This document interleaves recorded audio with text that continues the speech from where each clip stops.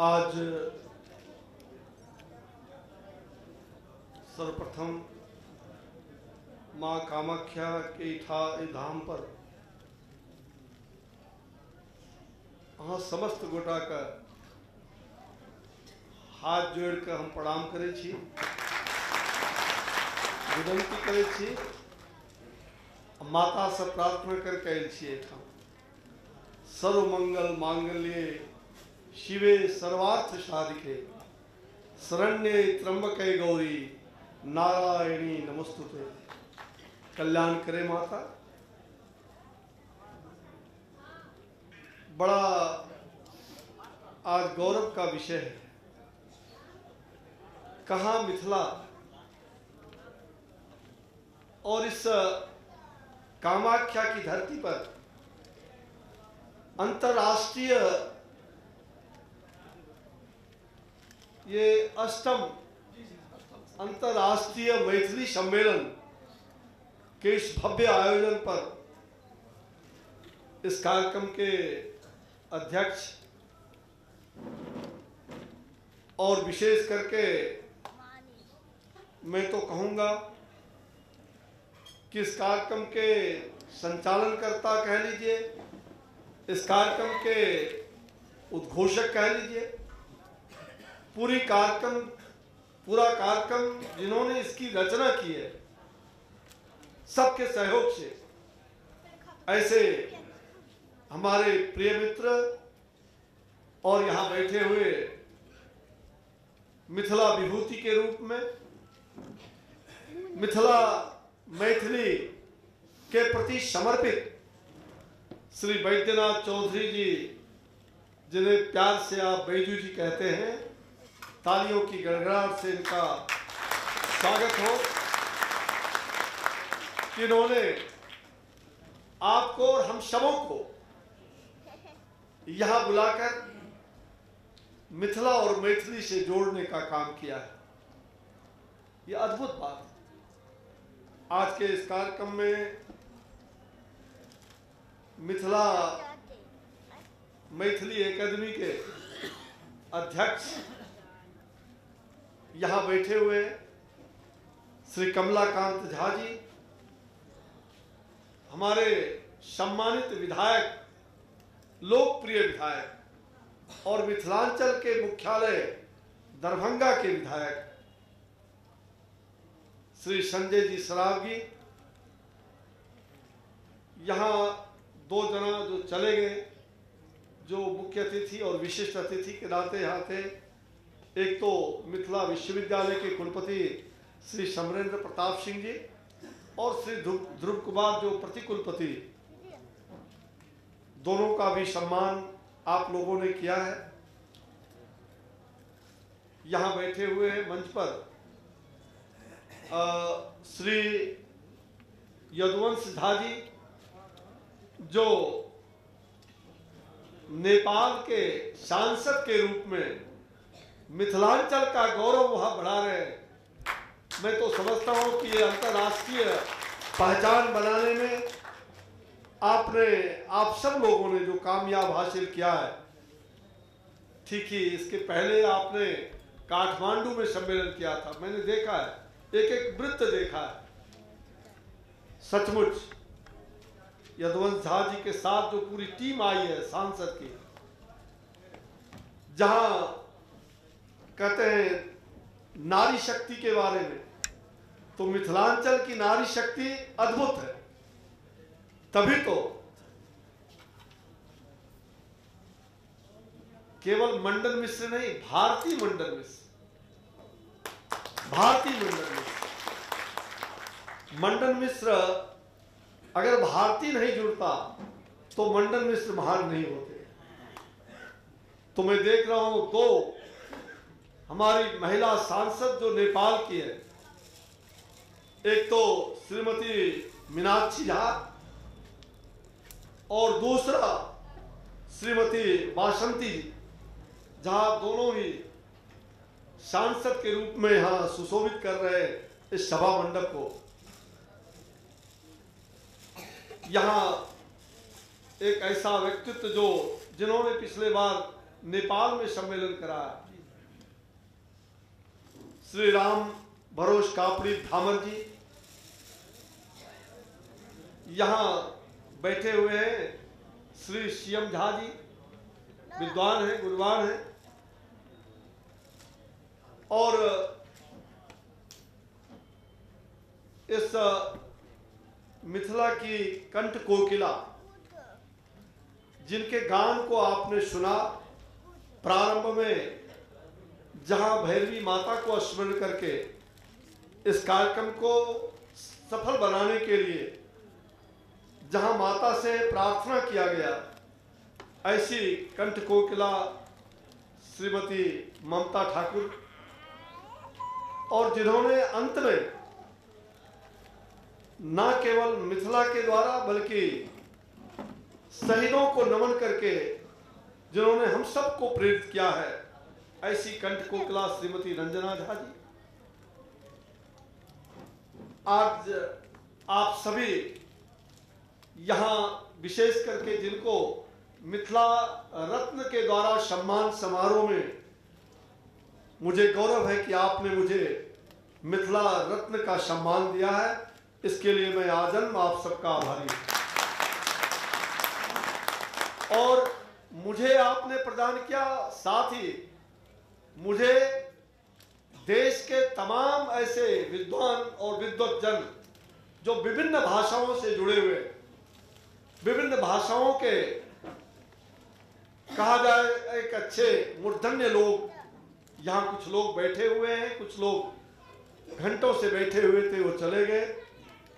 ऐसे सभी साहित्यकार, इन सब लोगों का जो विभिन्न भाषाओं का जो सम्मान, मिथिला रत्न सम्मान हमें देने का अवसर मिला, उससे भी बड़ी गौरव की बात है।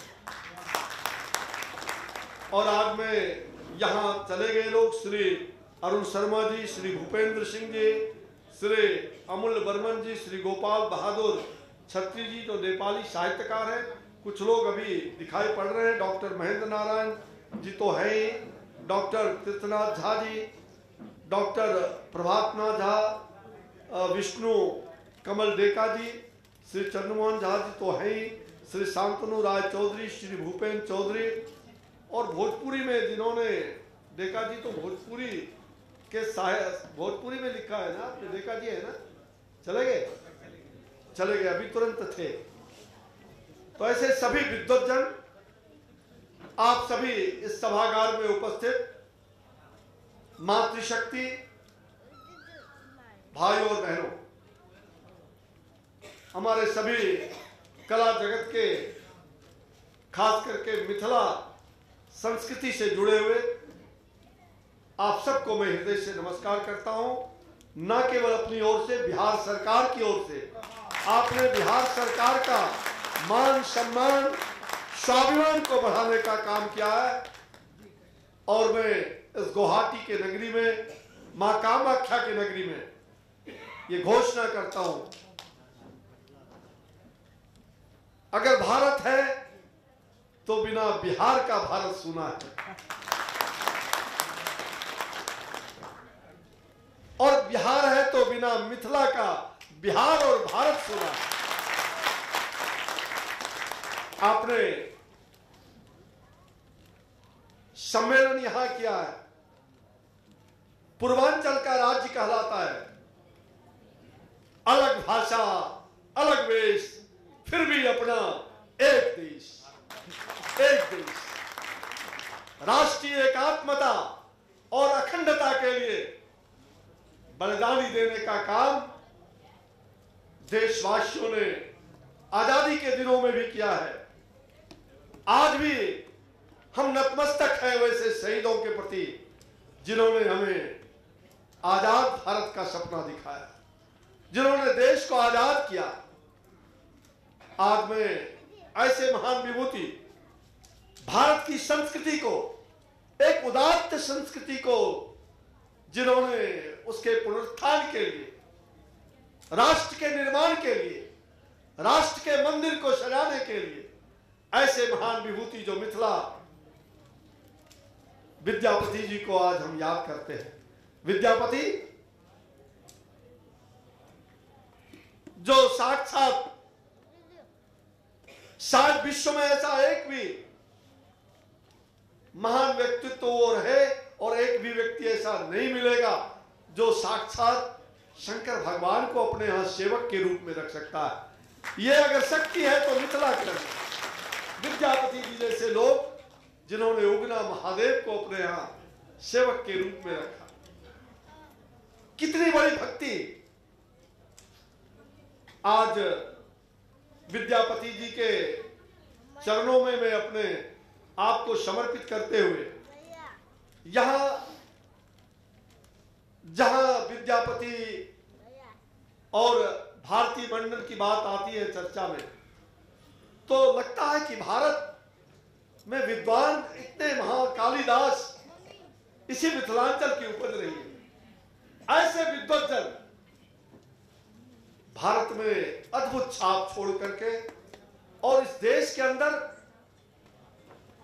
न केवल हिंदी को, हमारा राष्ट्रभाषा हिंदी है, हमें राष्ट्रभाषा का सम्मान, हर लोगों को हम इस राष्ट्रभाषा के लिए मरते मिटते, हम इसे समर्पित भाव से राष्ट्र को इदम नोमम इदम राष्ट्राय स्वाहा, मैं कुछ भी नहीं, जो कुछ भी है ये राष्ट्र के लिए समर्पित है। हमारी राष्ट्रभाषा हिंदी है, हिंदी है हम वतन के, हिंदुस्तान हमारा, हिंदुस्तान हमारा। भाई और बहनों, हिंदी भाषा अपने आप में विशाल है। हिंदी कोई भाषा नहीं था, आप सभी जानते हैं। ये खिचड़ी भाषा को बाद में हिंदी के रूप में दिया गया। हमारी भाषा संस्कृत रहा है, देव भाषा, जिसको देव भाषा कहते हैं, संस्कृत। और उसी संस्कृत भाषा से उपजी हुई हम ये कह सकते हैं मिथिलांचल मैथिली का भाषा उसी संस्कृत भाषा का देव।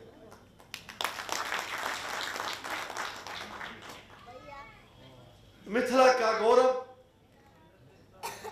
भगवान ने पता नहीं क्या मुझे मिथिला में तो जन्म नहीं दिया, लेकिन बैजू बाबू को मैं कह सकता हूं कि हम सभी मिथिला के ही अंग हैं। खाटी मिथिला में जन्म चाहता था, लेकिन ठीक कहा आपने, अगर वैदेही नहीं होती तो शायद भगवान मर्यादा पुरुषोत्तम राम नहीं होते। धन है जानकी माता, जनकपुर धाम नहीं होता तो ये भारत वर्ष नहीं होता। मुझे गौरव है कि हमारी धर्म पत्नी मिथिला की जन्मी हुई, अगर वो ना होती तो हम मंत्री नहीं होते।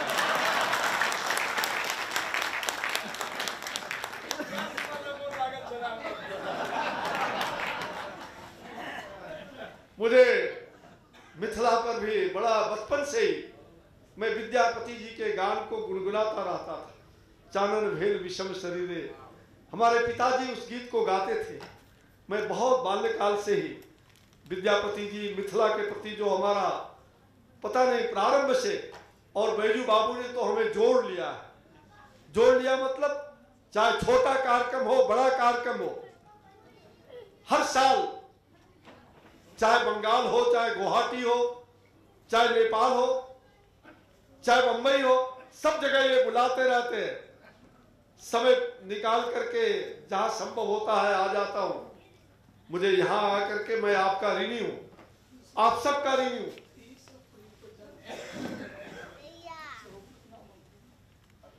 ये कह रहे हैं जानकी महोत्सव, बिहार सरकार ने, इन्होंने मुझे कुछ कहा था, हमने अपने मंत्रालय में भी बात चर्चा की थी, और आज सौभाग्य का विषय है, जहां रामनवमी होता है वहीं जानकी नवमी की छुट्टी भी बिहार सरकार ने अभी घोषित किया है। हमने तो यत्र नार्यस्तु पूज्यन्ते रमन्ते तत्र देवता, जहां नारी की पूजा होती है वहीं देवता भी वास करते हैं। ये नारी शक्ति का सम्मान, नारी शक्ति का सम्मान बिहार की सरकार ने, जहां महिलाओं को एक अधिकार दे करके पूरे विश्व के अंदर यह दिखाने का काम किया